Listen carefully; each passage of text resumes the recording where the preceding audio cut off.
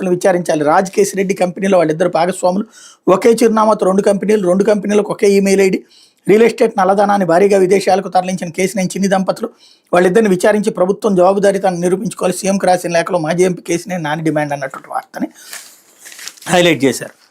ఇకపోతే గోడ పుటాని అంటూ పెద్దలందరూ సేఫ్, చిన్న ఉద్యోగుల బలి, సింహాచలం దుర్ఘటనపై ప్రభుత్వం తూతూ మంత్రం చర్యలు, ఉత్సవ ఏర్పాట్లను పర్యవేక్షించిన మంత్రులకు బాధ్యత లేదట. ఈవో మరో 6 ఇంజనీరింగ్ సిబ్బంది సస్పెన్షన్ నిర్ణయం. ఇంజనీరింగ్ సిబ్బందిలో కాంట్రాక్ట్ ఉద్యోగులు కూడా క్రాంట్రాక్టర్పై క్రిమినల్ చర్యలకు సిద్ధం. హిమాచలం చందనోత్సవం సందర్భంగా జరిగిన దుర్ఘటనపై ప్రభుత్వ పెద్దలు మంత్రులు కుమ్మక్కైపోయారు. చివరికి తూతూ మంత్రపు చర్యలతో సరిపెట్టారు.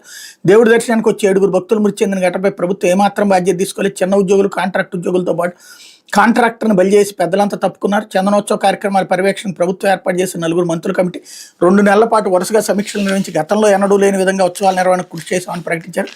ఏప్రిల్ 16వ తేదీన దేవాదాయ శాఖ మంత్రి ఆనంద రామనారాయణ రెడ్డి, హోంమంత్రి అంతా, రెవెన్యూ శాఖ ముఖ్య కార్యదర్శి అనగాని సత్యప్రసాద్, విశాఖ జిల్లా ఇన్ఛార్జి మంత్రి డోల బాలవీరాంజనేయులు అధికారులు సమీక్ష నిర్వహించి భక్తులకు ఎట్లాంటి ఇబ్బంది లేకుండా చందనోత్సవ నిర్వహణకు చర్యలు తీసుకున్నట్టు ఆర్భాటంగా ప్రకటించారు. అయితే ఇప్పుడు ఆ దుర్ఘటనకు మంత్రుల కమిటీ సభ్యులు ఎవరు బాధ్యత తీసుకోలేదు.